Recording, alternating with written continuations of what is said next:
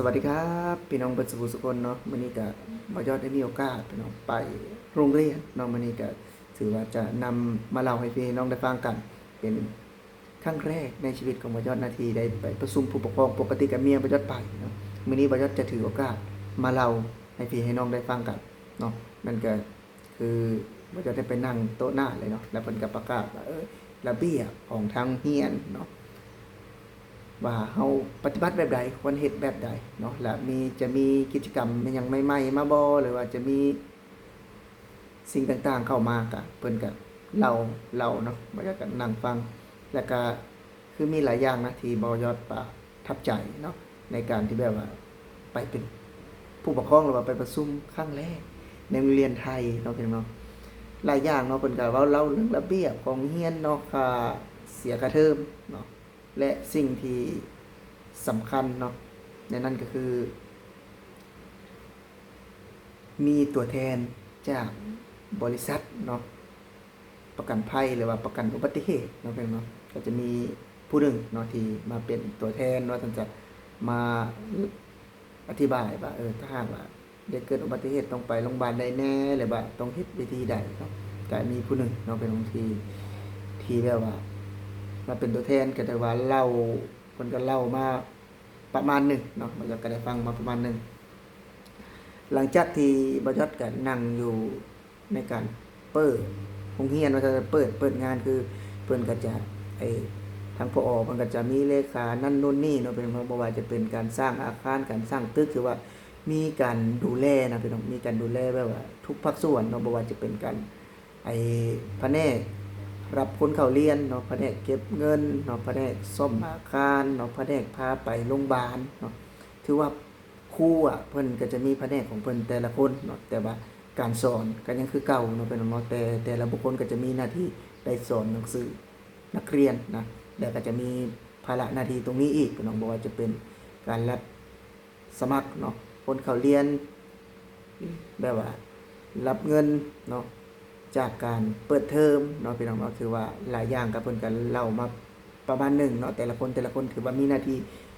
ชัดเจนเนาะแล้วมื้อนี้เนาะบ่ยอดก็มีโอกาสหลังจากที่นั่งอยู่หั่นแล้วเราบ่ยอดก็มีโอกาสได้ขึ้นไปอยู่ห้องของน้องอ้ายเนาะเป็นห้องที่เพิ่นได้เรียนอยู่เนาะอยู่ชั้น3เนาะเป็นน้องอยู่ชั้น3เป็นอนุบาล3/3อีกเทื่อนึงอีกเนาะซึ่งว่าเพิ่นก็จื้อนะเพิ่น บ่ยอดบ่ฮู้เด้จักบ่ยอดว่าบ่ยอดจะย่างขึ้นไปว่าชั้นนี้ว่าขึ้นทางนี้บ่แม่นเพิ่นก็ดึงแขนบ่ยอดไปเนาะลูกชายนะเพิ่นก็จื้อว่าขึ้นชั้นนี้นะพ่อเนาะอันนี้พาบ่ยอดย่างขึ้นไปบ่ยอดยันหลงทำอิฐเนาะอยู่ชั้น3เพราะว่าตอนเรียนหรือว่าบ่เคยได้สัมผัสเนาะอยู่ชั้น2ชั้น3จังซี่นะมีแต่เรียนอยู่ปากกะเตะน้อยๆน่ะพี่น้องพอเพิ่นย่างขึ้นไปเนาะเพิ่นก็ว่าเพิ่นก็ย่างๆไปเพิ่นอยู่อนุบาล3/3เนาะโอ้บ่ยอดย่างเข้าไป หลังจากที่ย่างเข้าไปแล้วบยศก็ได้ไปสมัครเนาะหรือว่ากรอกชื่อว่าชื่อเด็กชายเนาะคือลูกบยศกับเด็กชายสุรชัยลนดาราเนาะบยศก็ได้ไปติ๊กเนาะว่าจังซั่นแล้วบยศก็เขียนชื่อบยศบยศก็เขียนเป็นแน่บ่เป็นแน่เนาะเขียนชื่อเพิ่นเขียนขอโทษไว้เขียนชื่อบยศเนาะแล้วก็เบอร์โทรเนาะบยศเขียนในหั่นแล้วหลังจากนั้นเนาะบยศก็ลงมานั่ง อยู่ทางหน้าครูเพิ่นก็เอาอันนั้นให้บ่ยศนั่นน่ะพี่น้องเป็นเจี้ยเนาะที่แบบว่าเรียกว่าเป็นข้อกำหนดที่ทางโรงเรียนให้เฮาเซ็นนั่นก็คือเรื่องราวของเด็กน้อยเนาะที่ให้เฮาเซ็นเพราะว่าเวลาเพิ่นจะโพสต์รูปหรือว่าโพสต์รูปนักเรียนลงกันน่ะพี่น้องในโลกสื่อโซเชียลบางเทื่อก็อาจจะติดหน้าเด็กน้อยเนาะที่แบบว่ามีการแข่งขันกีฬาบ่หรือว่ามีกิจกรรมโรงเรียนแบบนี้น่ะเฮาต้องเซ็นเนาะบ่จัดก็อ่านเบิ่งเนาะเพราะว่ามันเป็นผิดระเบียบของกฎหมายไทยเนาะพี่น้องเนาะถ้าเฮาลงโดยบ่ได้รับอนุญาตว่าซั่นซะของเด็กน้อยเนาะถือว่ากฎหมายระเบียบเพิ่นเฮาก็ได้เซ็นแล้วก็เพิ่นเพราะว่าเวลาจะไปลงสื่อโซเชียลเด้เนาะเพิ่นก็ย้านแบบว่าผู้ปกครองบ่พอใจว่าซั่นซะก็เลยให้เซ็นแล้วก็ให้อ่านเนาะบ่ยอดก็ เซ็นชื่อบ่ยอดเนาะชื่อน้องบ่ยอดก็เขียนบ่เป็นเนาะชื่อลูกบ่ยอดก็เขียนบ่เป็นก็เลยให้ทางครูนะเขียนเนาะเขียนชื่อเขียนหนังใส่ให้ครูนั่นเลยเนาะและหลังจากตอนนั้นแล้วก็บ่ยอดก็ ได้มาเสียเนาะเสียเงินเนาะค่าเทอมพี่น้องจำนวน400อันนั้นขอโทษไป1,400 บาทเนาะเสียค่าเทอมนะ1,400 บาทนั่นเอง คือจังอยู่ในหันก็จะมีค่าไอ้แม่บ้านเนาะค่าแม่บ้านอีกเนาะแบบว่าเพิ่นก็จะเก็บทุกคนว่าซั่นจ้ะเพื่อจะแบบว่าเอาไว้จ่ายค่าแม่บ้านแต่ละเดือนเนาะแม่บ้านก็2 คนพี่น้องเนาะที่ทำความสะอาดในโรงเรียนว่าซั่นจ้ะก็ถือว่าเพิ่นได้เก็บในส่วนนี้ไป200เนาะค่าทำความสะอาดแม่บ้านก็ถือว่าหลังจากที่อยู่นั่นเนาะ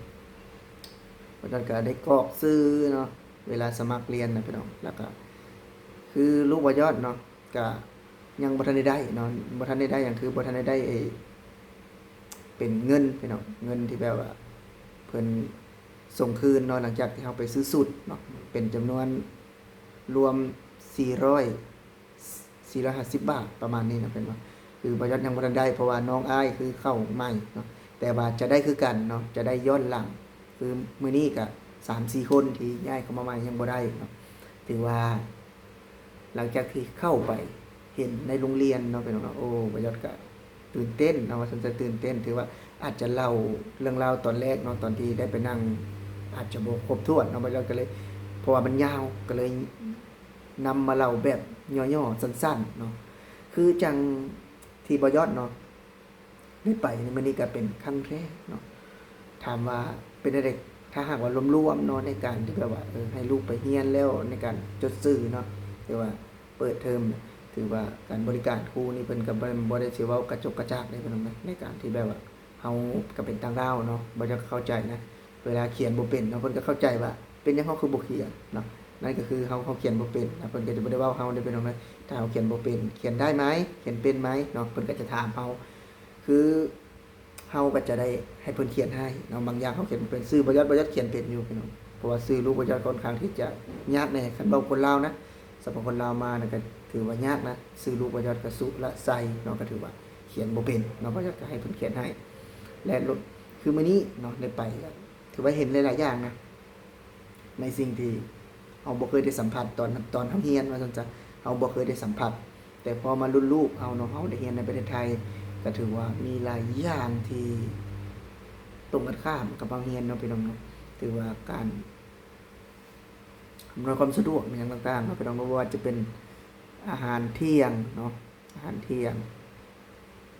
งกินอาหารเที่ยงแล้วก็จะมีประกันอุบัติเหตุเนาะที่บ้านเฮาบ่มีเลยหั่นน่ะตอนมายอดเรียนเนาะประกันอุบัติเหตุแล้วก็ไอ้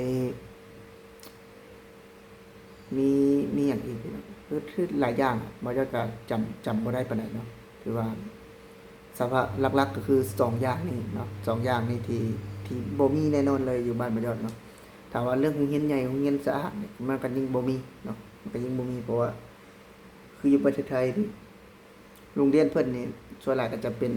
พื้นปูนเนาะเพิ่นสิเทปูนแล้วก็เฮ็ดความสะอาดถือว่าเรียนคิดพี่น้องโรงเรียนก็1,000 กว่าคนเนาะโรงเรียนที่น้องอ้ายไปอยู่ถือว่าเป็นโรงเรียนใหญ่ก็ถือว่าคลิปนี้น้องบ่ยอดสิขอลาพี่และน้องไปก่อนสวัสดีครับ